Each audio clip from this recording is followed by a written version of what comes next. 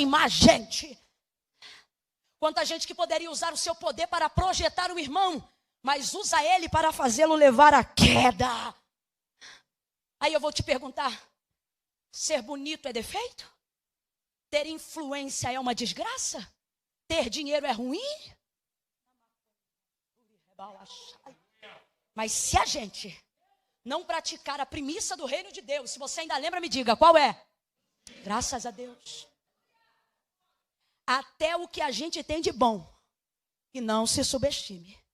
Porque não foi Paulo nem Pedro, foi Jesus que disse, se vós sendo mal. Então a gente até faz coisas boas, mas a nossa natureza adâmica é caída.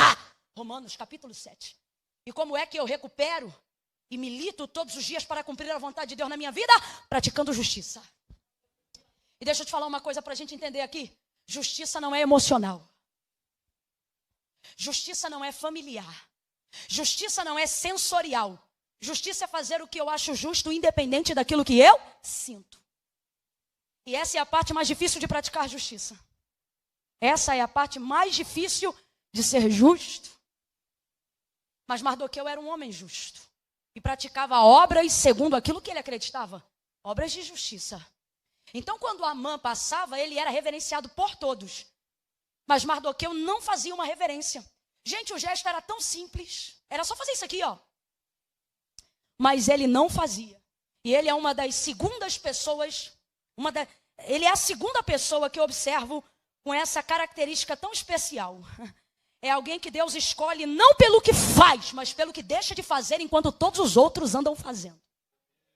Porque se você olhar Gênesis 37, você vai ver José sendo colocado em posição de governo, não pelo que faz, mas sobretudo pelo que não faz. Porque o texto diz que tudo que seus irmãos faziam, ele não fazia. Então veja, a predileção de Deus sobre a vida dele não se dá por mérito. Óbvio, você vai ver a graça, mas sobretudo a renúncia para a manifestação da graça. Não era aquilo que ele fazia, mas era aquilo que ele deixava de. Porque você manifesta muito mais força no reino de Deus, não é quando você tem força para fazer, mas é quando você consegue força para deixar de fazer o que fazia. Qualquer um aqui entrega a vida para Jesus por aquilo que viu Deus fazer, mas só fica na presença dele se aguentar deixar de fazer aquilo que fazia antes. A nossa caminhada com Deus não é pautada necessariamente pelo que a gente faz, mas pelo que a gente escolheu não fazer nunca mais. A mesma coisa acontece aqui. E eu preciso esclarecer, eu não sei porquê, mas Deus me trouxe aqui nessa noite e Ele está dizendo, eu estou te instruindo, eu estou te alimentando, eu estou te enchendo, para que você entenda que tempos difíceis virão. Porém o Senhor vai colocar dentro de você uma coluna de sustentação, que sensacionalismo midiático nenhum, emoção nenhuma, vai destruir os princípios que você está alcançando na revelação da palavra de Deus. Olha isso, gente. Precisamos compreender que ser justo não é só fazer o que é certo. Mas sabe qual é o critério, segundo a Bíblia, para determinar quem é justo e quem não é?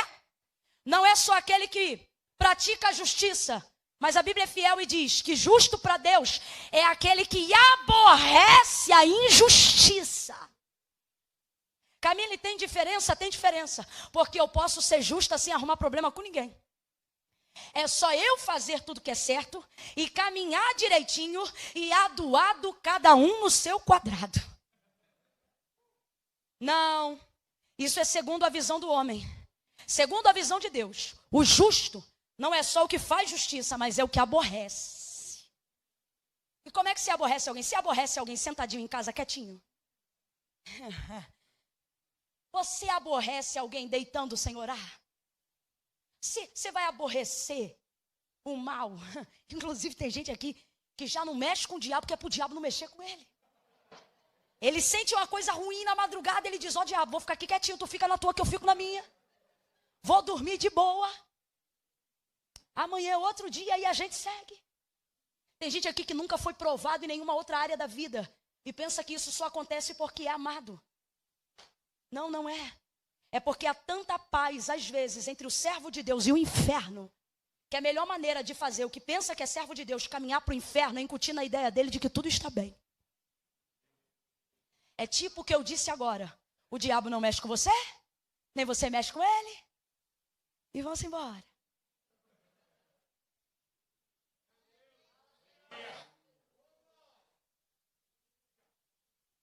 Por isso, para Deus, o justo não é o bonzinho. Porque ser bonzinho, para Deus, ninguém é.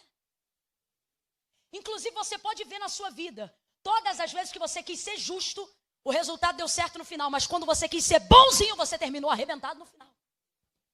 Porque Deus não chamou o homem para ser bom, Deus chamou o homem para ser justo.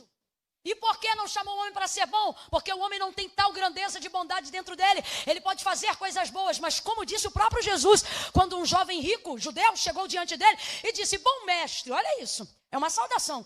Bom mestre, que bem farei para herdar a vida eterna? Mas só porque o homem estava revestido, Jesus, estava revestido de corruptibilidade humana, Jesus não tolera ser chamado de bom, mesmo sendo ele bom, porque ele diz: quem vê o Pai vê a mim, quem vê a mim vê o Pai. Então responda: Jesus é bom ou não é? Mas porque estava revestido de corruptibilidade humana, e ignorou para não ter por usurpação ser igual a Deus. Então quando o homem disse: bom mestre, que bem farei, ele já dá-lhe uma taca no homem, como diz o paraense, e diz assim para ele: bom é Deus que está no céu.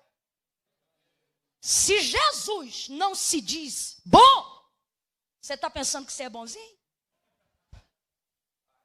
Deus trouxe a gente hoje aqui para dizer: você só tem ficado cansado em fazer a minha obra porque você quer ser bom. Se fosse justo, você estava dormindo em paz.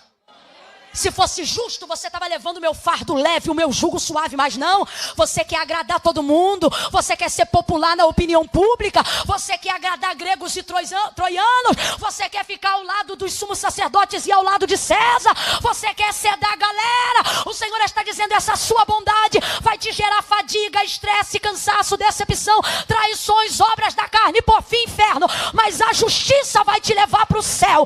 E aqui ainda na terra, você vai viver na alegria no Espírito e paz que excede todo entendimento.